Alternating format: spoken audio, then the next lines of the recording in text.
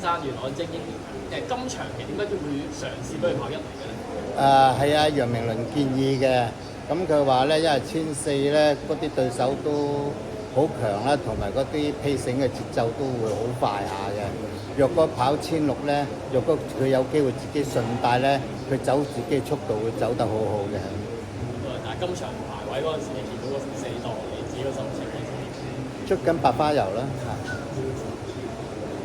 好彩有騎師都可以話臨場嘅應變都好好啊！係啊嚇，因為騎師我哋都叫佢搶出嚟先嘅，有得呢就呢一呢啦，因為我都唔想呢隻馬咧就全程領帶嘅，因為我話俾你知阿潘頓贏馬嗰場佢都係守住個 box 位，然後入直路先好衝嘅，咁佢個衝勁會係好啲嘅，咁希望佢盡量做到咁樣啫嚇。